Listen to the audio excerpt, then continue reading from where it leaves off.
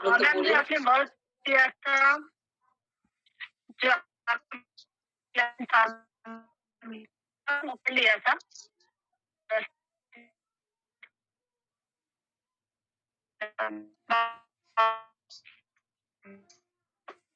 नहीं सुन रहा है विदा मैम, हमको वो मैसेज करके भेजिए, एक टेक्स्ट मैसेज करिए।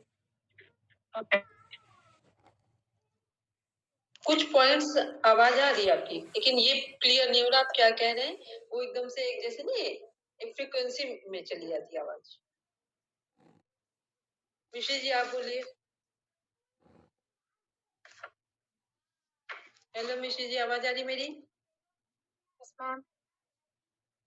एनाटॉमी फिजियोलॉजी का जो पूरा था हमारा 6 यूनिट में, वो कंप्लीट हुआ आपका? नहीं मैम, कंप्लीट नहीं। अब हमें बता मिश्री जी, एग्जाम के बाद अभी क्यों कंप्लीट, कहाँ ले जा रहा मिश्री जी बता। क्या मैम? कह रहे कहाँ पर अभी, कहाँ लैकिंग आ रही, कहाँ प्रॉब्लम हो रही है? वो जो डायग्राम में लेंस वगैरह वो एडिट करने में हो रहा है, लेंस आ गया। अच्छा, हमने आपसे उस दिन बोला था यदि वो मिश्री उसमें बहुत ज्यादा कुछ प्रॉब्लम होगी तो बस आप उसे थोड़ा टच में लेंगे, ठीक है। बाकी क्या करना है, आप अदर यूनिट को ध्यान में रखिए। किसी का कहीं कुछ प्रॉब्लम हो रहा है तो जरूरी नहीं कि एक ही पर हम कॉन्सेंट्रेट हो जाए, ठीक है। मोनिका मैम आप बोलो, एनाटॉमी फिजियोलॉजी का पूरा कंप्लीट है? जी मैम। मोनिका मैम की आवाज बिल्कुल धीरे आई है, तेज बोलिए, आपका नेटवर्क सही है। प्रणाम मैम जी। जी मैम। चलिए ठीक है। दिव्या आप अपना बोलो, फिर स्क्रीन शेयर। हेलो क्या जी मैम, मेरी आवाज़ आ रही कह मैम? रहे कितना? हाँ आपकी आवाज क्लियर है मेरे को। मैम डाइजेशन सिस्टम मेरा कंप्लीट है लगभग, और मैम डाइजेशन सिस्टम अच्छे से कंप्लीट है बस। सिस्टम ही सही है तो ठीक है। अब फीवर का समझ डाइजेस्टिव सिस्टम पे अपना काम करना है, बस ठीक है। चलो अब नेक्स्ट आते हैं।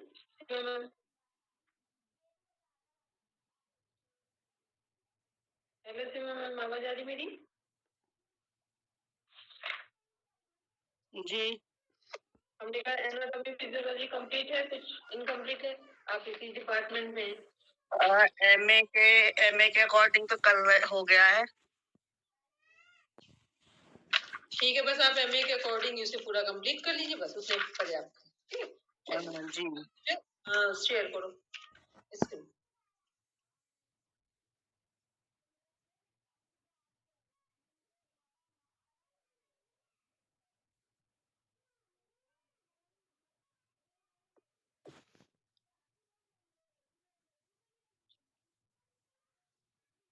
अब हम एक बार इसको रीड करते हैं प्रॉपर। ये मैं भेजा भी था मटेरियल आपको, ठीक है।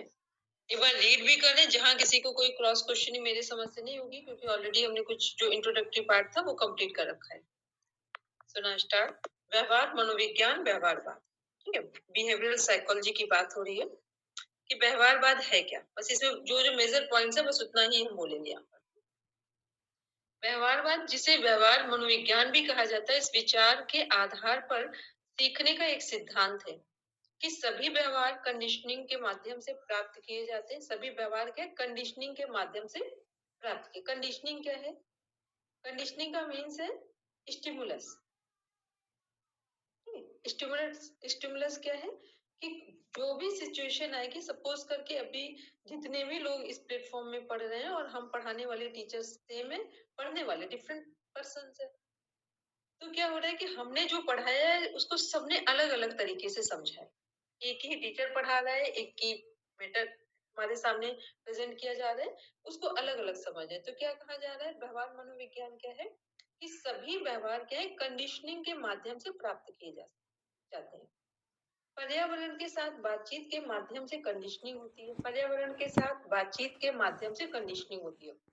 इट मीन्स कि जो पर्यावरण है हमारा, वो क्या है, वो एक माध्यम है।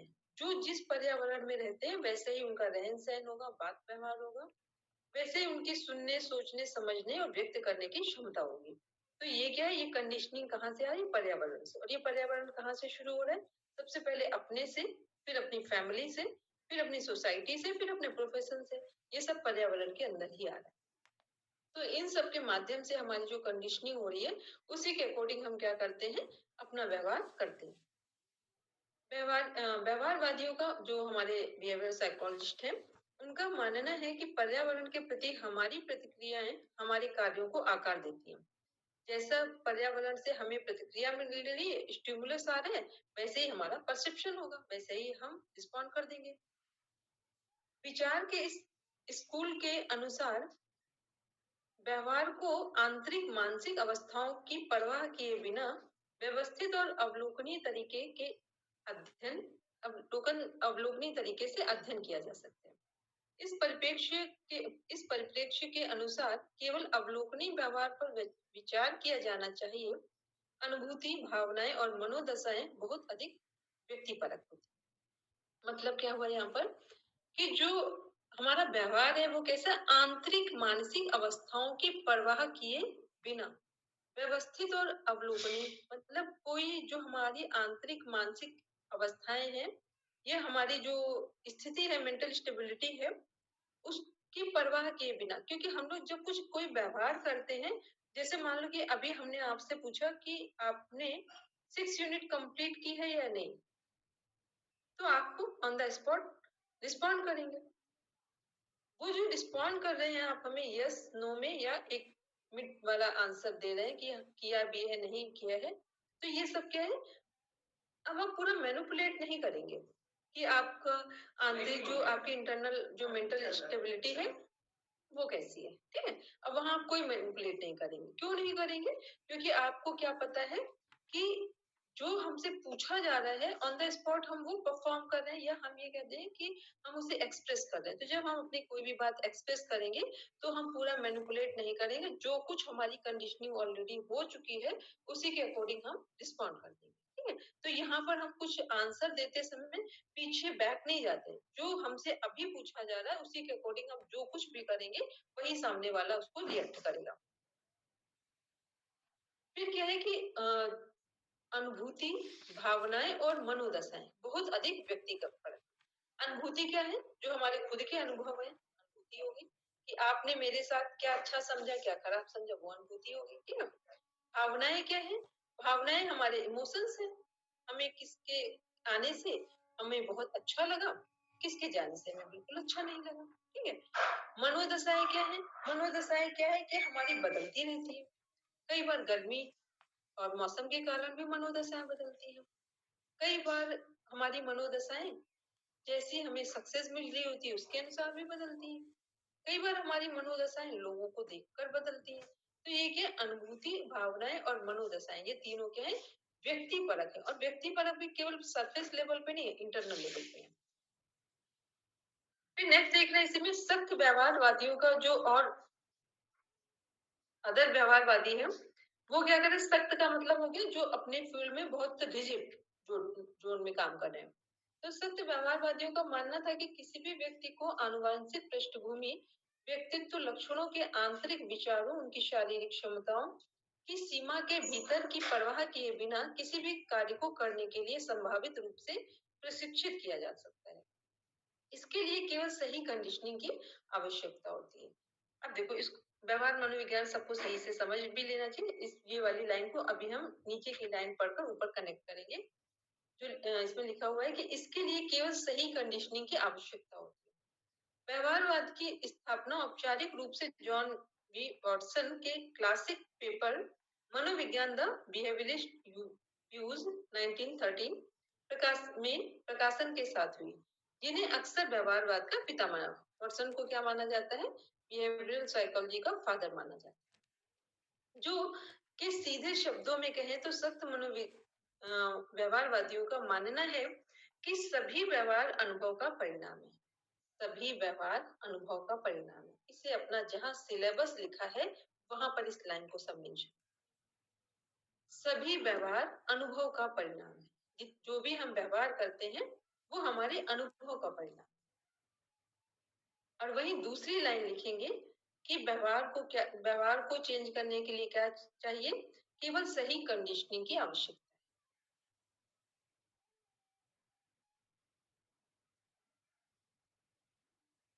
अब इसमें किसी का कोई क्रॉस क्वेश्चन हो तो पूछ लीजिए कि केवल सही कंडीशनिंग की आवश्यकता का मीन्स क्या होगा कि सपोज किसी व्यक्ति को बहुत गुस्सा आता है या ये कह दें कि किसी भी व्यक्ति को हर बात पे चिंता होती है, या और भी कुछ कह सकते हैं कि कोई व्यक्ति हमेशा पैसों के लिए परेशान है, या ये कह दें कोई व्यक्ति हमेशा दूसरों से प्रेम और सहायता के लिए परेशान है। तो यदि उसकी ये 24/7 की डिमांड हो चुकी है तो इसको चेंज करना हो तो हम क्या करेंगे? चलो सब अपना अपना आंसर दो, क्योंकि ये व्यवहारिक मनोविज्ञान है, इस पर अपना आंसर दो, फिर नीचे वाली लाइन को कनेक्ट करें।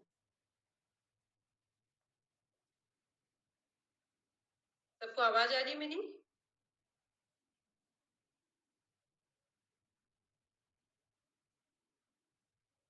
मैम क्वेश्चन क्या था?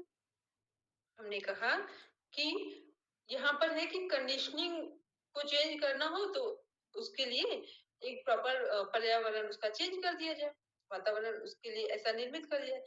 तो यदि किसी व्यक्ति को कोई ऐसी प्रॉब्लम, जैसे कई लोगों को देखा होगा सब कुछ अच्छा है तब भी वो चिंता में है, ठीक है, कई लोगों के पास सब सारी सुविधाएं तब भी पैसों के लिए दुखी है, कुछ के पास चीजें नहीं है तब भी वो सुखी हो सकते हैं। तो जब कोई चीज सही नहीं है, मतलब होते हुए भी आप उसे सही नहीं समझ रहे हैं, या वो आपके नेचर का हिस्सा बन गया है कि आप हर समय एंजाइटी में हैं, हर समय स्ट्रेस में जा रहे हैं, हर समय फियर में जा रहे हैं, तो ये कंडीशनिंग चेंज करनी हो तो आप क्या करोगे?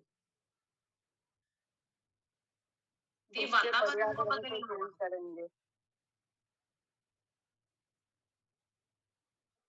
इसमें क्या करना है, जिस व्यक्ति को धन की बहुत चिंता रहती हो उसको किस वातावरण में रखना है, जहाँ कम धन में भी लोग सुखी रहते हैं।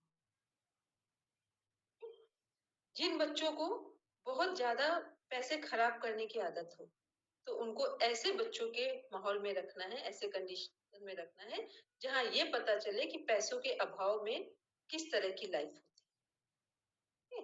मतलब जो चीजें हमें प्रॉब्लम दे रही हैं हमें खुद में, जैसे मान लो अभी आपने कहा कि हम बहुत परेशान हैं और आपने हमसे ये बात बोली कि घर का माहौल बहुत खराब है, हम बहुत परेशान है, पढ़ाई नहीं कर पा रहे हैं, और हमने इसी में कह दिया हाँ हाँ ये तो स्वाभाविक है, सबके घर के लोग ऐसे ही होते हैं, घर के लोगों की तो यही समझ है।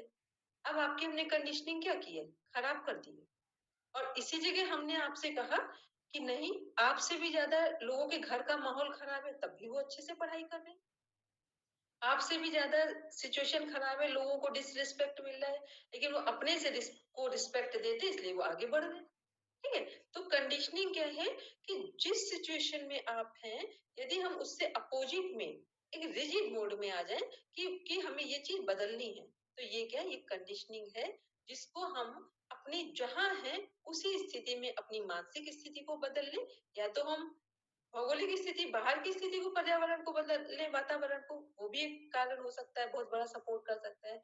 और उससे भी ज्यादा क्या हो सकता है, अपनी मानसिक स्थिति को बदल ले। मान लो बाहर की स्थिति को बदलने में नहीं सक्षम है, कई बार हम लोगों का मूड अपसेट होता है, हम लोग किसी के घर चले गए, कहीं सुंदर जगह घूम के आ गए तो थोड़ा सा हमारा मूड चेंज हो जाता है, लेकिन ऐसी हमारे पास व्यवस्था नहीं है, नहीं उस समय ऐसी सिचुएशन है, तो क्या करना है, सारी सिचुएशन को चेंज करना है, तो मेंटल कंडीशनिंग को चेंज। तो इसलिए सबसे ज्यादा सपोर्टिव कौन होते हैं, वो लोग जो अभाव में भी हमेशा भाव को देखते हैं, संभावनाएं देखते हैं। ठीक है, तो ये कंडीशनिंग के संदर्भ में हम लोग बात कर रहे थे। चलिए, और जो हमारी फीलिंग्स हैं, जब भी हम कुछ बोलेंगे, इसका हम एग्जांपल बहुत बार दे चुके हैं, कोई व्यक्ति जल्दी में आपको लूज वर्ड बोल दे अपने लिए, दूसरों के लिए, और फिर वो कहे नहीं नहीं सॉरी, हम ऐसा नहीं बोलना चाह रहे थे, आपको क्या लगेगा कि ऐसा हो सकता है कि सॉरी उसने बोला है तो वो ऐसा बोलना नहीं चाह रहा था? कभी नहीं होता है। यदि आपने घर में गलत बिहेव करने पर गाली गलौज का माहौल देखा हो तो ही आपको गालियों के बारे में पता हो। जिस बच्चे ने ऐसा देखा ही नहीं है वो रिएक्शन में सब कर सकता है पर लूज वर्ड्स नहीं बोलेगा। ठीक है, क्यों नहीं बोलेगा? क्योंकि उसकी कंडीशनिंग नहीं है। तो इसलिए जो भी हम धोखे में भी बोलते हैं वो कहीं ना कहीं हमारी कंडीशनिंग हो चुकी है, वही हमारे बिहेव में आता है। तो बिहेव में कोई भी व्यक्ति सब कुछ छुपा सकता है, लेकिन उसकी जो बॉडी कहा जाता है, आप मन से झूठ बोल सकते हैं एक बार, लेकिन आपका शरीर कभी झूठ नहीं बोलता।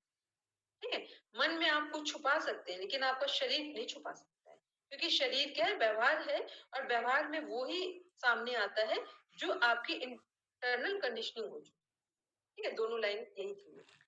अब आगे देखेंगे बाजी, बस अब थोड़ा सा जल्दी देखेंगे। और ये वर्डसन वाला क्वेश्चन आ चुका है व्यवहारवाद के, जो हमारे फादर हैं वो कौन है? बिहेवियरल साइकोलॉजिस्ट के, बिहेवियरल साइकोलॉजिस्ट जो है वो वर्डसन। चलिए अब हम लोग आगे देखते हैं। इसमें है 1950 के दशक के माध्यम से, या दशक में लगभग 1920 तक व्यवहारवाद मनोविज्ञान में विचार का प्रमुख स्कूल बन गया है। आज जो भी हम लोग मनोविज्ञान पढ़ रहे हैं वो किसके बिहाफ पर पढ़ते हैं? व्यवहारिक मनोविज्ञान का। पूरा मनोविज्ञान इस समय का व्यवहारिक मनोविज्ञान के रूप में पढ़ा जाता है। आगे देखेंगे दिव्य, मानव व्यवहार के मामले वाला छोटा सा बस एक लाइन देखेंगे। विकास एक विशेष पशु आबादी के आनुवंशिक मेकअप की क्रमिक पीढ़ियों पर परिवर्तन को संदर्भित करता है। पशु लक्षणों के लिए एक विकासवादी दृष्टिकोण का केंद्रीय विचार यह है कि जानवरों की प्रजातियां निश्चित होने के बजाय परिवर्तनशील होती है। जानवरों की प्रजातियां निश्चित होने के बजाय परिवर्तनशील होती है, और यह परिवर्तन प्राकृतिक चयन की प्रक्रिया के कारण होने की संभावना है। आपको विकासवादी परिवर्तन एक प्रजाति के भीतर एक पीढ़ी से दूसरी पीढ़ी तक पारित किए जाते हैं। मतलब ये समझ लो कि एक जनरेशन से दूसरी जनरेशन में, तो हर बार हमारी जो पीढ़ी है वो कुछ नया सीख रही है। जैसे अभी हम लोग हैं तो हम लोग क्या है, हमारे माता पिता भी हैं, इन लॉज भी हैं, और हमारे बच्चे भी हैं। तो हम लोग किस पीढ़ी में? जिसमें एक बैक वाली पीढ़ी भी है, एक पास्ट भी है, और एक फ्यूचर भी है, और हम लोग प्रेजेंट पे हैं। तो हम लोग दोनों के बीच में यदि हमें एक बैलेंस बिठाना आ गया, एक संतुलन बिठाना आ गया, तब तो समझ लेना हम अच्छा जीवन सर्वाइव कर सकते हैं। और यदि हमें दोनों के बीच में संतुलन बिठाना नहीं आया तो फिर ऐसे लोग बहुत परेशान होते। ये क्या है? व्यवहारिक मनोविज्ञान के आधार पर कि अपनी एडजस्टमेंट की जो क्षमता है उसे हमें समय के साथ बदलनी भी चाहिए और बढ़ानी भी चाहिए। फिर देख रहे हैं वर्तमान समय में विकास की प्रक्रिया के कारण हम इंसान अपने पूर्वजों से 3 तरीकों से अलग हैं। कौन कौन से 3 तरीके हैं जिनसे हम अलग हैं? हम मनुष्यों के पास अब उच्च गुणवत्ता वाली संज्ञानात्मक क्षमता वाला बड़ा और विकसित मस्तिष्क है। 2 पैरों पर सीधा चलने की क्षमता है। एक कार्यशील विरोध अंगूठे के साथ एक मुक्त हाथ। एक कार्यशील विरोध अंगूठे के साथ मुक्त हाथ है। ठीक है, एक कार्यशील का मतलब दोनों को अलग अलग करके कहा। तो ये क्या है? कहा जाता है ना कि हम लोग किसकी वो है, पीढ़ी, जो हमारे पूर्वज है बंदर, ठीक, और भी प्रजातियों, लेकिन बंदर से प्रॉपर मनुष्य को कनेक्ट कर लिया जाता है। ठीक है, तो वो क्या है, उससे हम लोग विकसित होते होते कहाँ तक आ गए कि आज मनुष्य ने रोबोट बना डाला है। ठीक, रोबोट में केवल एक ही चीज नहीं है, भावनाएं, इमोशंस नहीं है, उसके अलावा रोबोट में सब है, और उसमें सोल नहीं है, क्योंकि इमोशंस होंगे तो सोल भी होगी। तो वो नहीं, बाकी मनुष्य जैसा ही रोबोट बन गया, और मनुष्य से कई गुना अधिक रोबोट काम कर सकता है। फिर नेक्स्ट हम लोग देख रहे हैं इसमें कि हम इंसान हमारी जैविक और सांस्कृतिक जड़ों के उत्पाद हैं। हमारी जैविक संरचना एक मुख्य निर्धारण करता है, और यह संरचना हमें शरीर और मस्तिष्क के रूप में विरासत में मिली है। तो संरचना क्या है? शरीर और मस्तिष्क के रूप में हमें जैविक है, तो हमें विरासत में मिली है। कई बार बोलते हैं ना, इनको कोई रोग है तो वो क्या है? जेनेटिक है। या किसी के यहाँ बहुत इंटेलिजेंट बच्चे ही जन्म लेते हैं, स्वस्थ लोग ही जन्म लेते हैं, तो ये क्या सब विरासत में मिला है हमको। अब इस विरासत में हम कुछ अच्छा जोड़ भी सकते हैं और कुछ उसमें से बदल भी सकते हैं। तो ये सब किसके आधार पर करेंगे? कंडीशनिंग के। यदि हम जो कंडीशन देना चाहते हैं वैसा वातावरण, वैसी मेंटल सिचुएशन स्टेब्लिश करें, तो फिर हम इस कंडीशन को चेंज कर सकते हैं या इस सिचुएशन को बदल सकते हैं।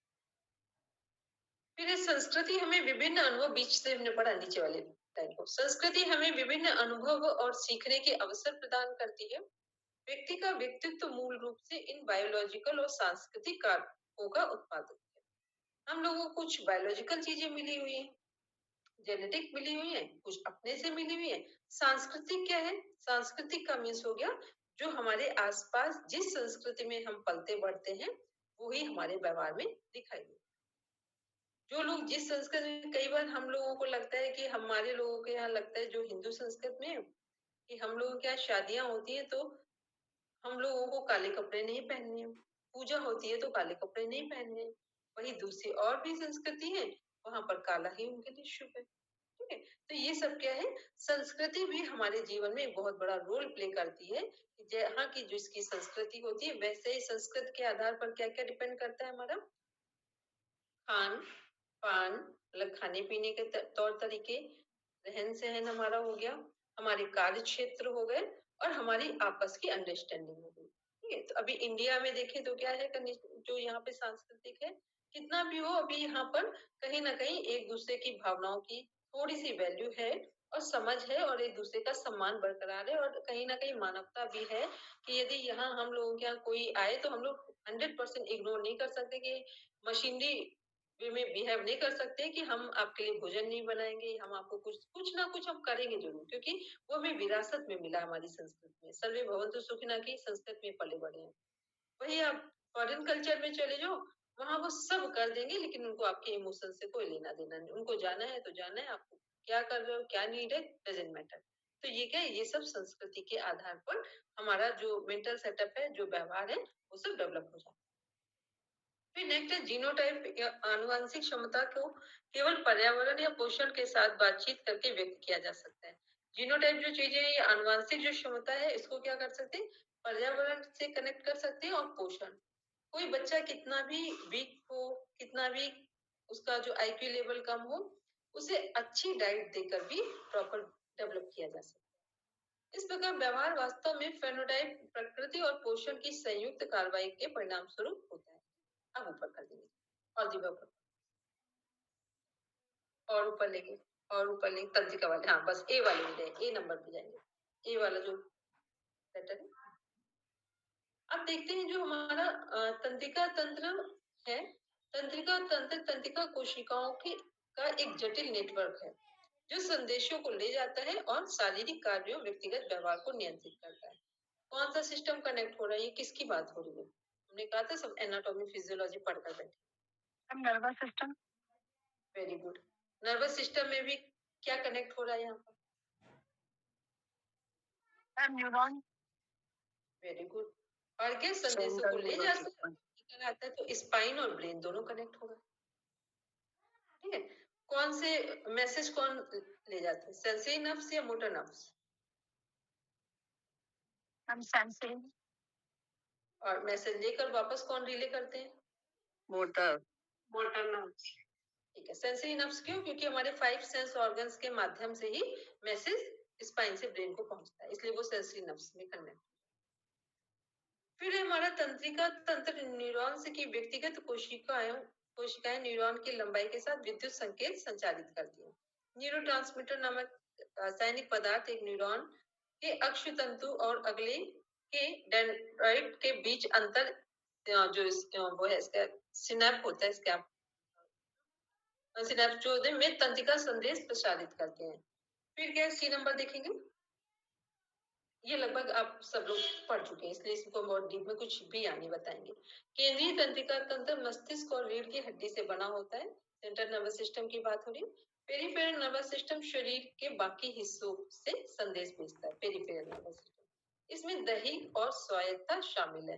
तो पेरिफेरल नर्वस सिस्टम में कौन सा सिस्टम कनेक्ट हो रहा है?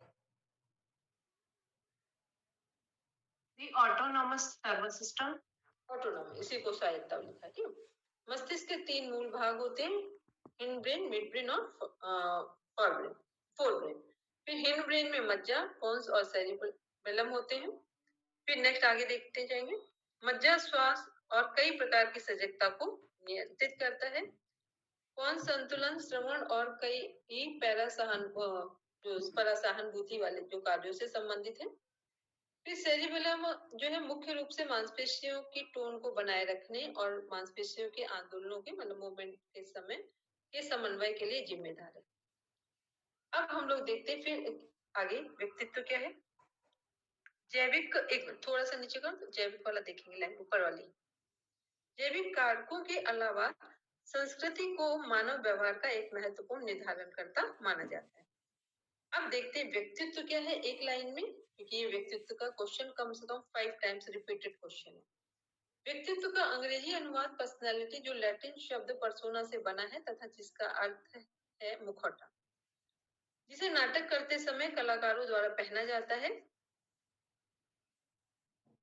जाता था। इस शाब्दिक अर्थ को ध्यान में रखते हुए व्यक्तित्व को बाहरी वेशभूषा और दिखावे के आधार पर परिभाषित किया जाता है।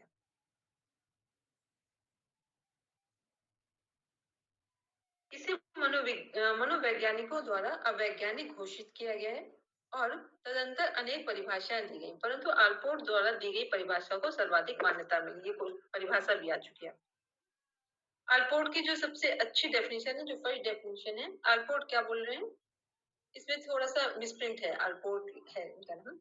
आल्पोर्ट ने 1937 में जब व्यवहार मनोविज्ञान की नींव पड़ी है, उस समय इन्होंने बोला है कि व्यक्तित्व व्यक्ति के भीतर उन मनोशारीरिक तत्वों का गतिशील और गत्यात्मक संगठन है जो वातावरण में उसके अपूर्व मतलब पहले के समायोजन को निर्धारित करते हैं।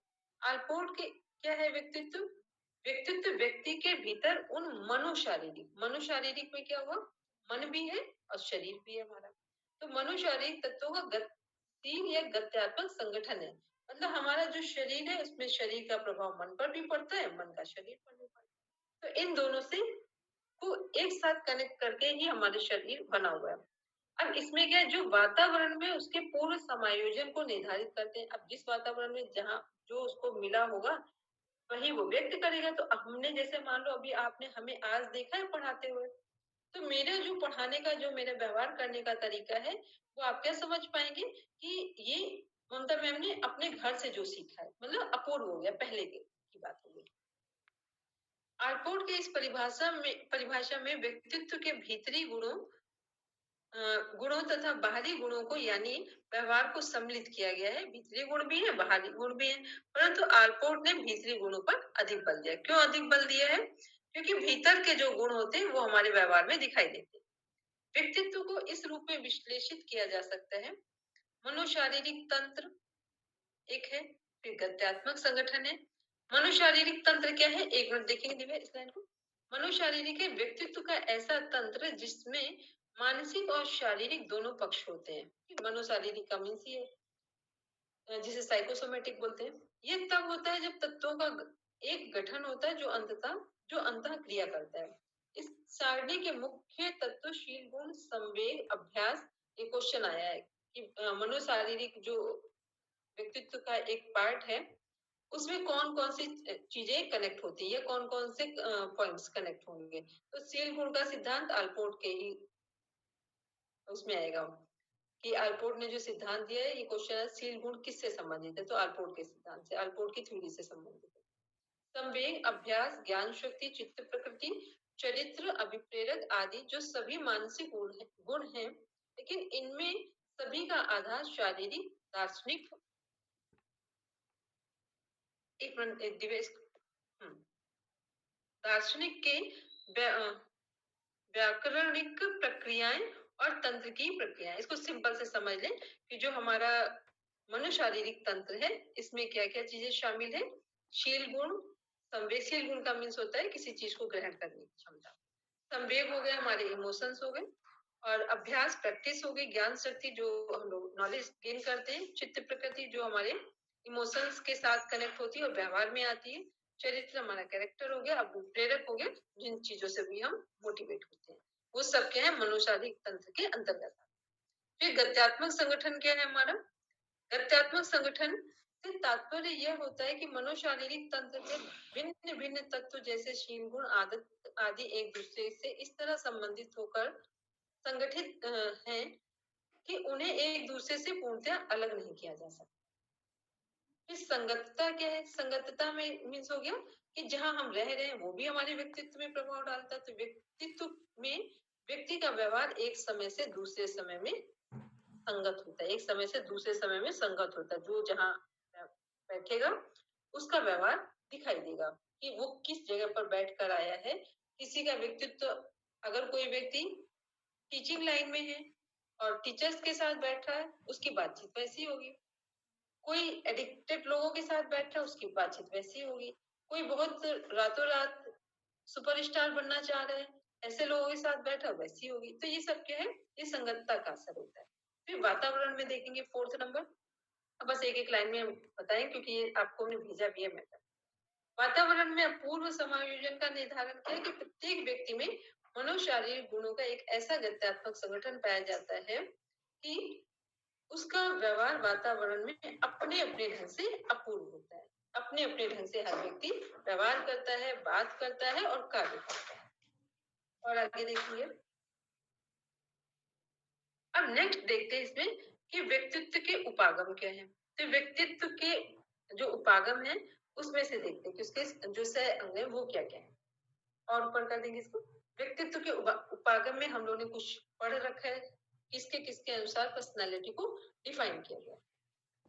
तो व्यक्तित्व का सबसे पुराना सिद्धांत है, इस सिद्धांत, 1 मिनट समय में आ रहे हैं, इस सिद्धांत के व्यक्तित्व क्या है? व्यक्तित्व के सिद्धांत के अनुसार व्यक्तित्व को विभिन्न प्रकारों में बांटा जाता है। उसके आधार पर उसके शील गुणों का वर्णन किया जाता है। मॉर्गन, किंग तथा स्कोपलर के अनुसार व्यक्तित्व के प्रकार से तात्पर्य व्यक्तित्वों के ऐसे वर्ग से होता है जिनके गुण एक दूसरे से मिलते जुलते हैं। जैसे अंतर्मुखी एक प्रकार, जिन व्यक्तियों को इसमें रखा जाता है उनमें कुछ सामान्य गुण जैसे संकोचशीलता, सामाजिक कार्यों में अरुचि, लोगों से कम मिलना जुलना पाया जाता है। ठीक, ये लगभग हम लोग पढ़ चुके हैं। अब इसको हम लोग जल्दी से देखेंगे। सबसे पहले देखते हैं शारीरिक गुणों के आधार पर। तो सबसे पहले किसने डिफाइन किया? हिप्पोक्रेटस ने। हिप्पोक्रेटस ने शरीर द्रवों के आधार पर व्यक्तित्व को डिफाइन किया गया। तो व्यक्तित्व के 4 प्रकार बताए इन्होंने। इनमें इनके अनुसार शरीर में 4 मुख्य द्रव्य पाए जाते हैं: पीला पित्त, काला पित्त, रक्त तथा कफ या श्लेष्मा। पित्त प्रकृति को उन्होंने डिफाइन किया है, रक्त को भी किया है और कफ को भी किया। ठीक, कफ या श्लेष्मा। तो पित्त, रक्त वाला जो पार्ट है थोड़ा सा इसको करेंगे वायु से, बाकी ये सब पित्त और श्लेष्मा, कफ प्रकृति वाला जो वात पित्त कफ एक तरह से उससे कनेक्ट किया है यहाँ पर। तो यहाँ क्या है? प्रत्येक व्यक्ति, अब इनको अलग अलग कैसे करेंगे ये देखते हैं हम लोग। प्रत्येक व्यक्ति में इन चारों द्रवों में से कोई एक द्रव अधिक प्रधान होता है और व्यक्ति का स्वभाव या चित्त प्रकृति इसी की प्रधानता से निर्धारित होती है। हम लोगों ने सिंपल पढ़ रखा है, वात प्रकृति के लोग कैसे होंगे? दुबले पतले होंगे और उनका माइंड स्टेबल नहीं रहेगा, ये है बात। और वात प्रकृति के लोग चिंतनशील भी होंगे, अगर बहुत अच्छे हैं तो बहुत चिंतनशील भी होंगे। जितने हमारे कहते हैं दार्शनिक वगैरह हैं सब वात प्रकृति में आ जाते हैं। फिर आते हैं पित्त प्रकृति। पित्त प्रकृति कैसी है? ये एक त्याग वाली प्रकृति है और थोड़ा सा संतुलित भी है। लेकिन संतुलित कैसी है कि या तो यस में जाएगी या फिर नो में जाएगी। बहुत ज्यादा दोनों के बीच में ये नहीं हुआ कि किसी भी कारण से हर बात पे कॉम्प्रोमाइज कर लो। तो पित्त प्रकृति वाले क्या है? जो बड़े डिसीजन लेते हैं वो पित्त प्रकृति है और उन पर काम कर जाए स्टेबिलिटी के साथ। फिर आते कफ प्रकृति। जो कफ प्रकृति है, यदि इससे अपना कफ बैलेंस करना आ जाए तो कफ प्रकृति वाले लोग जो समाज में एक जो मिलने जुलने की क्षमता है और ये कहे कि अपना प्रभाव दूसरों पर छोड़ना या दूसरों की चीजों के साथ सामंजस्य बिठाना, ये सब कहाँ है? कफ प्रकृति। इसलिए वात प्रकृति सबसे ज्यादा माइंड अनस्टेबल है, इंट्रोवर्ट है, अंतर्मुखी है वात प्रकृति वाले। तो ये सब क्या है?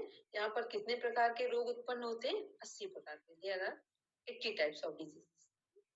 और जब पित्त की बात करते हैं तो पित्त ठीक आधे उसमें से 40 डिजीज पित्त से संबंधित है, पित्त प्रकृति वालों को। और कफ वाले जो हैं उनको कितनी डिजीज होने के चांसेस है? केवल 20 टाइप्स ऑफ। मतलब 20 प्रकार के लोग। तो इन सब में सबसे अधिक देर तक स्टेबल रह जाए और हर चीज को मेंटेन करके रख ले तो कफ प्रकृति है, अदरवाइज फिर पित्त प्रकृति। अब संतुलन जिसके में आ जाए। वात प्रकृति में क्या है कि संतुलन लाना थोड़ा मुश्किल का, उसको बहुत ज्यादा काम करना।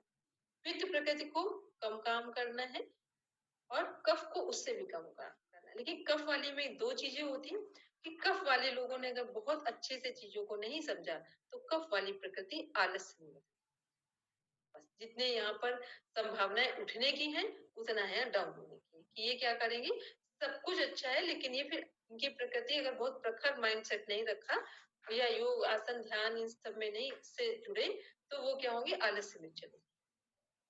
तो ये किसके अनुसार चार प्रकृति पढ़ी हमने, हिप्पोक्रेटस के अनुसार, जो वात पित्त कफ से संबंधित है। तो इसमें क्या है, रक्त है हमारा, पित्त है और कफ है।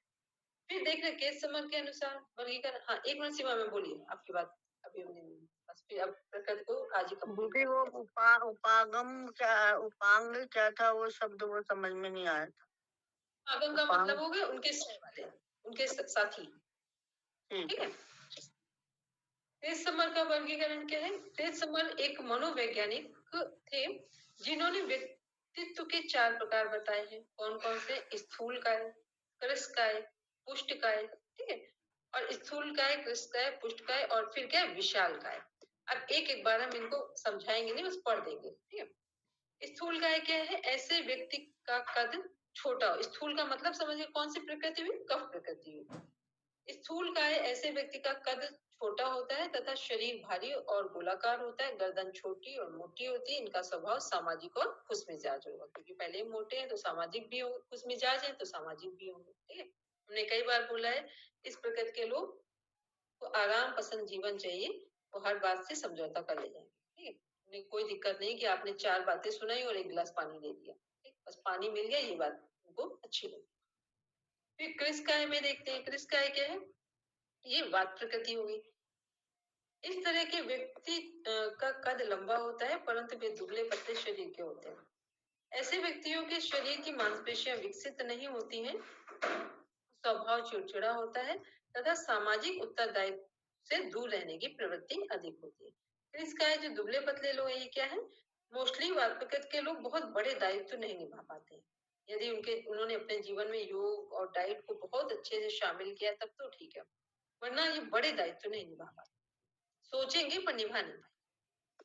फिर आते हैं पुष्टकाय प्रकृति, जो हमारा पित्त प्रकृति है। ऐसे व्यक्ति की मांसपेशियां काफी विकसित एवं गठी होती है। शरीर कद ना तो अधिक लंबा ना तो अधिक, तो जो एक बैलेंस प्रकृति है वो पित्त में आती है। और डिजीज से भी क्लियर है, 80 है, नीचे 20 है, यहाँ पर 40 आ गई है। फिर है लंबा, अब देखते हैं विशाल का है। तो इनकी जो पित्त प्रकृति वालों की मानसिक स्थिति क्या है, ना अधिकांत मंद ना इनमें काफी मतलब ये लोग बैलेंस में, संतुलन में। फिर आते हैं विशाल काय, इसमें उपरोक्त तीनों प्रकार के गुण मिले जुले रूप में पाए जाते हैं विशाल काय में, लेकिन ये रेयर है। तो ये ध्यान रखेंगे। पहले हमने किसकी देखी, हिप्पोक्रेटस, देयर आर 4 टाइप्स। फिर हमने क्रेस समर, उनके भी 4 टाइप्स देखे। और ये कभी ऐसा नहीं हुआ होगा आज तक कि इनसे रिलेटेड 2 क्वेश्चन ना आए हो पेपर में, कभी भी आप चेक कर लेना, कोई भी पेपर उठा लो। फिर है शेल्डन का वर्गीकरण। शेल्डन ने 1990 में शारीरिक गठन के आधार पर सिद्धांत दिया जिसमें सोमेटोटाइप सिद्धांत, जिसे सोमेटोटाइप सिद्धांत कहा जाता है। शेल्डन ने व्यक्तित्व के 3 प्रकार बताए। कौन कौन से, एंडोमॉर्फी, मेसोमॉर्फी, एक्टोमॉर्फी। ये सब तो लगभग सबको लर्न है, बस एक रिवीजन हमने लिया है। एंडोमॉर्फी क्या है, अब क्या करना है कि एक ही जगह व्यक्तित्व का एक छोटा सा चार्ट बनाएंगे, एक तरफ हिप्पोक्रेटस, फिर क्रेस समर, फिर शेल्डन, और सबकी नंबरिंग जो जो कॉमन हो वो एक जगह रख लेंगे। तो एंडोमॉर्फी क्या है, इस प्रकार के व्यक्ति मोटे एवं नाटे दिखते हैं। तो कौन से हुए, सब कफ प्रकृति हुई। कफ प्रकृति की वही सामाजिक चीजें जो लगभग ऊपर देखी वही नीचे हम देख रहे हैं, कि आराम पसंद है, खुश मिजाज है, सामाजिक तथा खाने पीने के शौकीन है, तभी मोटे होंगे, ऐसे तो हो नहीं सकते। फिर नेक्स्ट है मेसोमॉर्फी, ऐसे लोगों की हड्डियां व मांसपेशियां काफी विकसित होती हैं तथा शारीरिक गठन काफी सुडौल होता है। कौन सी प्रकृति हुई, चित्त प्रकृति प्रकृति सिंपल। फिर है एक्टोमॉर्फी। एक्टोमॉर्फी में क्या है हमारा, ऐसे व्यक्तियों का कद लंबा तथा दुबले पतले होते हैं, मांसपेशियां अविकसित तथा शारीरिक गठन गहरा होता है। इन्हें अकेले रहना और लोगों से कम मिलना जुलना पसंद है। ये कौन सी पर्सनालिटी, इंट्रोवर्ट है, ठीक है। बात चित्त प्रकृति, बात प्रकृति हो गई और इंट्रोवर्ट हो गया। फिर देख रहे हैं अब किसके आधार पर हम लोग देख रहे हैं, मनोवैज्ञानिक गुण के आधार पर अब युंग का देख रहे हैं। सारे क्वेश्चन आ चुके हैं जितने अभी हम लोग देख रहे हैं यहाँ पर, इसीलिए व्यक्तित्व को हमने पढ़ा था, नहीं तो व्यक्तित्व को पढ़ने की इतनी आवश्यकता नहीं। इनका क्या, बहिर्मुखी अंतर्मुखी। बहिर्मुखी कौन से लोग हैं,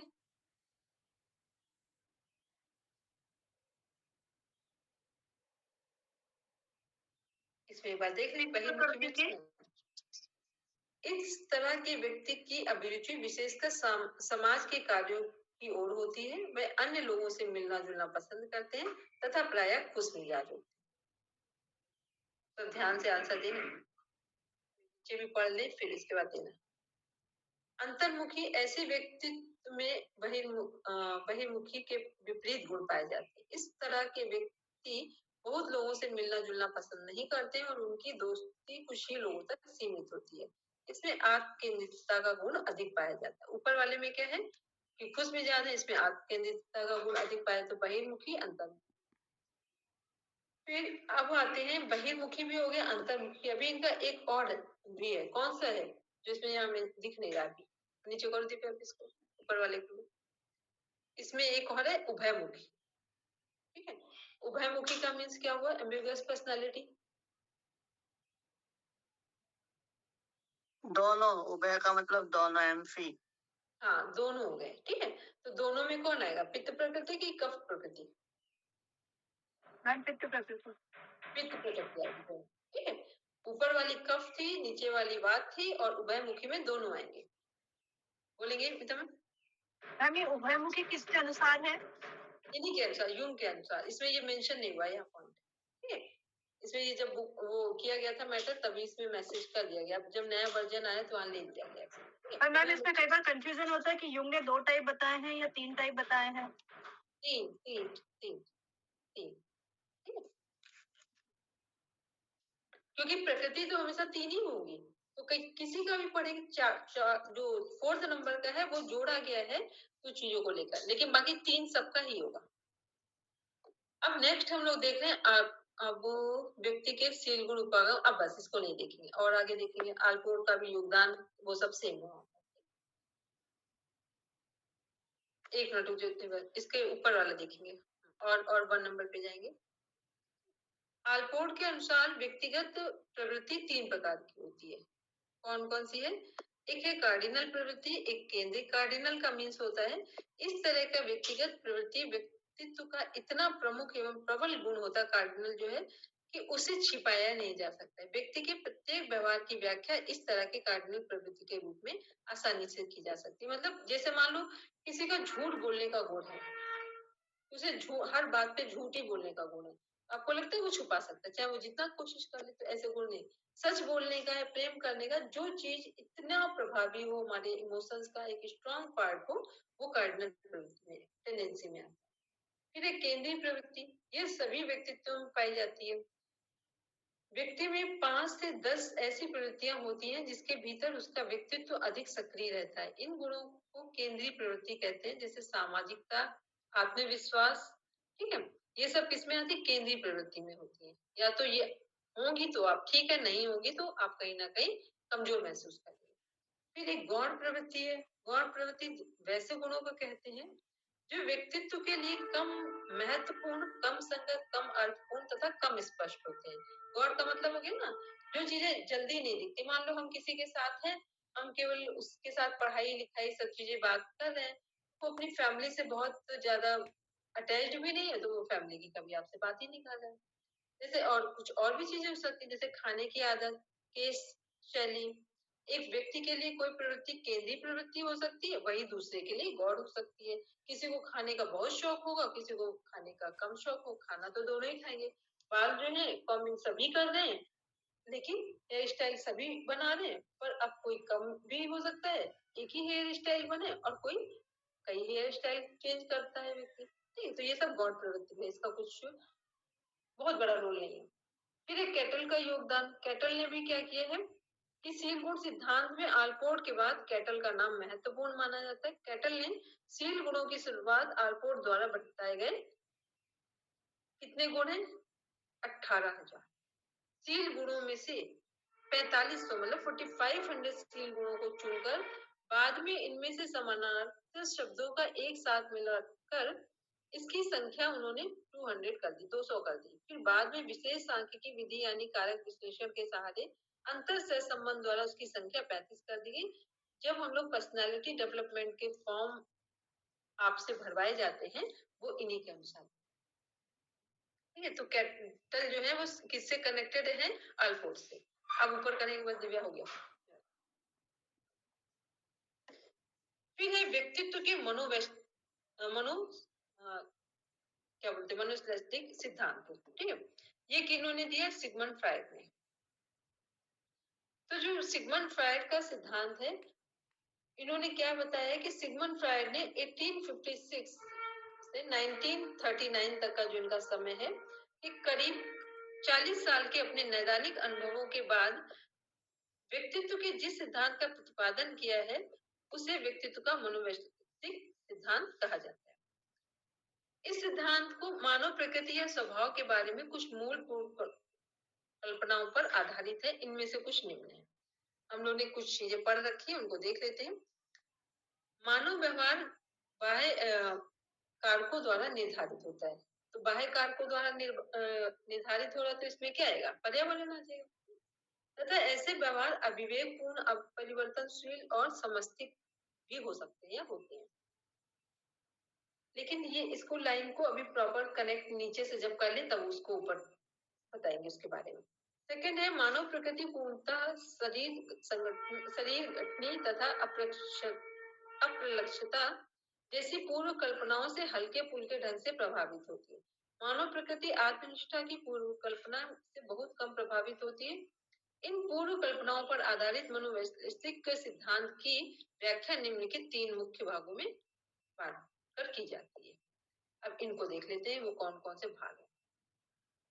सबसे पहला है व्यक्तित्व की संरचना, स्ट्रक्चर जो हो गया।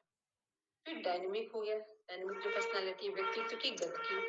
फिर है व्यक्तित्व का विकास। अब ये सब कुछ ध्यान रखने, अब जितने जितने पॉइंट्स हम पढ़ रहे हैं, जो समझाना होता है तो वैसे बता देते हैं, ये पॉइंट्स ध्यान में रखें। थोड़ा सा और नीचे करो, इसके ऊपर की हेडिंग देखिए, देखो इसको क्या लिखा गया, ऊपर ध्यान से देखेंगे कि जो मनोवैज्ञानिक जो सिद्धांत है सिगमंड फ्रायड का, उसको कितने पार्ट्स में डिवाइड किया गया है, 3 पार्ट। पहले संरचना के आधार पर, फिर गतिकी के आधार पर जो डायनामिक की बात कर रहे हैं, फिर उसके विकास के आधार पर, ये तीनों को ध्यान देंगे। अब सिगमंड फ्रायड है जितने भी जो भी उनका कॉन्सेप्ट है वो सब इन तीनों के साथ ही कनेक्ट होगा, इससे बाहर कुछ भी नहीं है। अब देखेंगे आगे इनको कि व्यक्तित्व की जो संरचना है वो क्या है। अब व्यक्तित्व की संरचना के अंदर कौन कौन सी हेडिंग्स आ रही हैं। सिगमंड फ्रायड ने व्यक्तित्व की संरचना का वर्णन करने के लिए निम्नलिखित 2 मॉडल का निर्माण किया है। कौन कौन से, एक आकारात्मक मॉडल है और एक स्ट्रक्चरल है और एक डायनेमिक मॉडल है। तो ये जो हमारा आकारात्मक मॉडल है और एक गत्यात्मक मॉडल है, ये क्या है, व्यक्तित्व की जो संरचना है उसके आधार पर ये 2 मॉडल है। अब इसमें देखते हैं कि आकारात्मक जो मॉडल है वो क्या करता है। मन का आकारात्मक मॉडल से तात्पर्य वैसे पहलू से होता है जहां संघर्ष में परिस्थिति की गत्यात्मकता उत्पन्न होती है। संघर्ष में परिस्थिति की गत्यात्मकता उत्पन्न होती है। ये गत्यात्मकता कैसे उत्पन्न हो रही है, इसमें मन का यह पहलू सचमुच में व्यक्तित्व के गत्यात्मक शक्तियों के बीच होने वाले संघर्षों का एक कार्यस्थल होता है। फ्रायड ने इसे 3 स्तरों में बांटा है। अब जो हम लोग का आकारात्मक मॉडल है, जो संरचना के आधार पर आकारात्मक और गत्यात्मक जो हमारे मॉडल है, एक गति में है और एक शेप में है। तो इसमें क्या हो रहा है कि मन का ये जो पहलू सचमुच व्यक्तित्व के गत्यात्मक शक्तियों की जब बात करेंगे तो यहाँ एक संघर्ष होगा। तो ये संघर्ष किसके बीच हो रहा है, चेतन, अर्धचेतन और अचेतन। चेतन क्या है, जब अभी हम लोग बातचीत कर रहे हैं। अर्ध चेतन क्या, सपोज हमने कोई क्वेश्चन पुट अप किया, आप उसका आंसर दे पाए या नहीं दे पाए तो सोच में पड़ गए कि इसका आंसर क्या था। अचेतन क्या है, अचेतन वो भाग है जो हमारे सामने है ही नहीं। चेतन क्या है, और सबसे अधिक हमारे जो संभावनाएं हैं विकास की वो कहाँ छुपी है, अचेतन में। तो फर्स्ट चेतन देखा, चेतन से तात्पर्य मन के वैसे भाग से होता है जिसमें वे सभी अनुभूतियों एवं संवेदनाएं जिसमें वे सभी अनुभूतियां एवं संवेदनाएं होती हैं जिनका संबंध वर्तमान से होता है। क्या है, जिनका संबंध वर्तमान से होता है। तो वर्तमान का मतलब अभी हम लोग, जैसे हमने कहा मीता मैम आपने क्या काम किया, तो मीता मैम ने यहीं पर तुरंत रिस्पॉन्स, सीमा मैम आप कर पाए कि नहीं कर पाए, जिसका नाम लिया उसने मेरी आवाज सुनी और हमको एक रिएक्शन दिया, तो ये सब क्या चेतन है। फिर अर्ध चेतन हुआ, इसमें वैसी इच्छाएं, विचार, भाव आदि होते हैं जो हमारे वर्तमान चेतन या अनुभव में नहीं होते। जैसे अभी हमने आपसे पूछा कि आपने लास्ट टाइम कितने क्वेश्चन कंप्लीट किए थे नेट के एग्जाम में, तो सडन आपको याद नहीं आया, या याद आया तो कुछ देर में आ गया, परंतु प्रयास करने पर वे हमारे चेतन मन में आ जाते हैं। अचेतन क्या है, हमारे कुछ अनुभव इस प्रकार के होते हैं जो ना तो हमारी चेतनता में होते हैं और ना ही अर्ध चेतन में, ना चेतन में है ना अर्ध चेतन में है। ऐसे अनुभव अचेतन में होते हैं। फ्रायड के अनुसार अचेतन अनुभूतियों एवं विचारों का प्रभाव हमारे व्यवहार एवं चेतन एवं अर्ध चेतन की अनुभूतियों एवं विचारों में अधिक होता है। लेकिन जो हमारे अचेतन की जब बात करें तो अचेतन को क्या बोलेंगे, अगर सिंपल कोई वर्ड देना चाहे।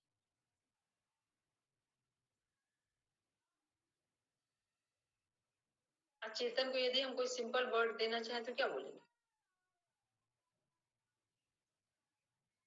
मैम जागृत हो। अचेतन,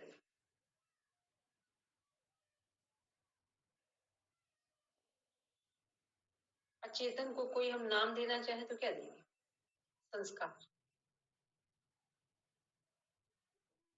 कई बार होता है ना, आप कितना भी किसी व्यक्ति को कुछ सिखाना चाह रहे हो वो सीख ही नहीं पा रहे हो, तो ये क्या है, ये अचेतन का उसका संस्कार है। अब हम लोग देखते हैं, पहले हमने इसको स्क्रॉल करके नीचे कर दे, फर्स्ट नंबर पे जाओ, फर्स्ट नंबर पे ऊपर वाला फर्स्ट लिखा है। ये सब हम किसके अंदर पढ़ रहे थे, जो हमारे दो चीजें हमने पढ़ी थी, संरचना के आधार पर व्यक्तित्व देख रहे थे, तो इसमें आकारात्मक मॉडल देखा है। आकारात्मक मॉडल जो है हमारा, इसको देखेंगे और ऊपर ले जाएंगे। इसमें हमने क्या देखा, चेतन, अर्धचेतन और अचेतन। तो सबसे अधिक जो अचेतन क्या है, हमारे संस्कार है, इसलिए उसको चेंज करना या उस पर काम करना ये एक टास्क है रियल में। ये बहुत बड़ी कृपाओं से और बहुत लंबे अभ्यास से हो सकता है, अदरवाइज संभव नहीं है। तो जो हमारा अचेतन है और हमारा जो इंडियन फिलोसफी है वो किस पर क्या कर रहे हैं, इसे को एक और स्टेप आगे ले गए, उसका नाम क्या है, पराचेतन। पराचेतन में जाकर आप अपनी, जिसको हम लोग पढ़ते हैं ना, एक जाति से दूसरी जाति में बदलना, इसी जीवन में है। एक जाति से दूसरी जाति में बदलने का मीन्स क्या हुआ, संस्कारों को बदलना। ये संसार के जीवन में हमारा जन्म हुआ है, लेकिन हमने यहीं पर समाधि प्राप्त कर ली, मोक्ष की अवस्था प्राप्त कर ली है, तो ये क्या, एक जाति से दूसरे में बदलना हो गया। तो ये किसमें है, चौथी जो अवस्था है हमारी चेतना की, वो हमारे इंडियन फिलोसफी में है। वेस्टर्न फिलोसफी में बस 3 तक। फिर ऊपर देखेंगे, फिर चेतन वाले पार्ट को कंप्लीट करने और आगे जाएंगे। और हाँ, ये देखेंगे अब क्या है, गत्यात्मक या संरचनात्मक मॉडल। फ्रायड के अनुसार मन के गत्यात्मक मॉडल से तात्पर्य उन साधनों से होता है जिनके मूल प्रवृत्तियों से उत्पन्न मानसिक संघर्षों का समाधान होता है। अब देखो, पहले हमने गत्यात्मक संरचनात्मक मॉडल जो देखा हमने, अब उसमें से हमने क्या देखा, एक आकारात्मक मॉडल देखा। अब उसके बाद जो गत्यात्मक देख रहे हैं, यहाँ पर क्या है, वहां संघर्ष था चेतन, अचेतन, अर्धचेतन में। अब यहाँ पर संघर्षों का समाधान होगा। तो समाधान करने के 3 साधन या 3 प्रतिनिधि हैं इसके, वो कौन कौन से हैं, id, ego, super ego. Id क्या है, ये व्यक्तित्व का जैविक तत्व है जिनमें उन प्रवृत्तियों की भरमार है जो जन्मजात होती है, तथा असंगठित, कामुक, आक्रामकतापूर्ण तथा नियम आदि को मानने वाली नहीं होती है। उपहाम की प्रवृत्तियां आनंद सिद्धांत पर आधारित है या द्वारा निर्धारित होती है। तो आनंद क्या है? इड है। तो ये किस एज पर काम कर रही है? छोटे बच्चों पर, ठीक है, जो हमारे 6 महीने से 3 साल तक के बच्चे, वहां पर ये काम। फिर आते अहम। मन के गत्यात्मक पहलू द्वारा दूसरा प्रमुख भाग अहम है। अहम जो ईगो है हमारा, अहम मन का वह हिस्सा है जिसका संबंध वास्तविकता से होता है। अहम में क्या है कि कोई बात हमें यस में या नो में हर्ट भी हो सकती है और बहुत हमारी रिस्पेक्ट को भी बढ़ा सकती है। तो अहम वाली प्रवृत्ति टीनेज में जा रही है। फिर नेक्स्ट देखेंगे प्री टीनेज से स्टार्ट हो रही है। फिर थर्ड देखते हैं पराहम। पराहम क्या है हमारा? पराहम मीन्स है, पराहम को अहम से ऊंचा भी कहा गया है क्योंकि यहाँ पर मोरालिटी भी आ गई है जीवन में। जैसे जैसे बच्चा बड़ा होता जाता है वह अपने तादाद में माता पिता के साथ स्थापित करता जाता है, जिसके परिणाम स्वरूप को वह यह सीख लेता है कि क्या उचित है और क्या अनुचित है। मतलब वो क्या सीख लेता है कि कौन सा काम करना हमारे लिए ठीक है और कौन सा काम करना हमारे लिए ठीक नहीं है। तो ये कब होता है? जब टीन एज का लास्ट टाइम हो रहा होता है, 19 की तरफ बच्चे जा रहे होते हैं, उस टाइम पे बच्चों के अंदर ये टेंडेंसी अपने आप ऑटोमेटिक डेवलप होना स्टार्ट हो जाती है। वो क्यों हो जाती है? क्योंकि अब उनके अंदर कोई भी काम करेंगे टीचर्स और पेरेंट्स का कहीं ना कहीं उनको थोड़ा सा ट्रिगर भी होगा कि अगर पेरेंट्स हमारे साथ अच्छा करते तो ऐसा करें कि नहीं करें। भले वो कर ले लेकिन वो एक बार उस पर विचार करेंगे, ठीक है। तो ये अभी हमने, अब आज आपका एक छोटा सा काम है जिसको अभी सोने से पहले या अभी आधे घंटे का लीजिए, पूरे व्यक्तित्व को पढ़िए। जो मेन इसके हमारे वो है बिहेवियरल साइकोलॉजिस्ट है, उनके नाम, उनका जो थ्योरी है या जो उन्होंने सिद्धांत दिया है, मतलब थ्योरी भी दी है और कोई मेजर पॉइंट्स बताए हैं, उनको उनके सामने मेंशन कर दीजिए। फिर सिगमंड फ्रायड ये पूरा अभी केवल आधे घंटे का टाइम 20 मिनट का दीजिए, पूरा कॉन्सेप्ट क्लियर करके उसको कंप्लीट। उसके बाद फिर अभी हम कुछ चीजें और आपको भेज देंगे जिसको आप पूरा रिवीजन में लेंगे, ताकि साइकोलॉजी को बस हम कर लेंगे क्योंकि बहुत डीप वाली चीजें ऑलरेडी पढ़ चुके हैं, ठीक है। और परसों लेंगे, बस उतने में आपका साइकोलॉजी कंप्लीट, ठीक है। अब दूसरा एक टास्क है सबके लिए कि जो पेपर सॉल्व कर रहे थे, केवल एक बार सब लोग अपना अपना हैंड रेज कर दे जो पेपर कर रहे थे, बाकी सबके लिए नहीं है। उनका मैम हो गए और नीता मैम की पेपर सॉल्व कितने किए, अभी करने नहीं शुरू किए हो दोबारा से, तो क्या करना है, अब कल भी एक पेपर सॉल्व करेंगे और परसों भी करेंगे। ये पेपर फर्स्ट भी होगा और सिलेबस वाला, ठीक। जिनको जिनको लगता है कि करना है वो सब लोग कर लेंगे। करना में आपको लगेगा कहीं समय तो देख लेना, नहीं लगे तो कम से कम देख तो लेंगे। देखने से क्या होगा कि अपना आईक्यू लेवल बढ़ता है, ये समझ में आ जाता है हम कितना कॉन्सेंट्रेट हो रहे हैं। तो ये जैसे देखेंगे आपको लगेगा अच्छा ये भी हम कर सकते हैं, नहीं कर सकते, तो थोड़ा अच्छी फीलिंग आएगी, तो वो सबके लिए, ठीक है। चलिए अब सब बैठेंगे शांत। और अब हम ये उम्मीद करेंगे कि जो लोग नेट निकालने वाले हैं यार वो अपना पूरा कोशिश करें, 6 घंटे 7 घंटे की स्टडी कर ले, कहीं से भी समय निकालें, बस काम पूरा करें। ओम शांति शांति सर्वारिष्ठेषु शान्तिर्भवतु। Now let's go down. Close your eyes. Open your eyes.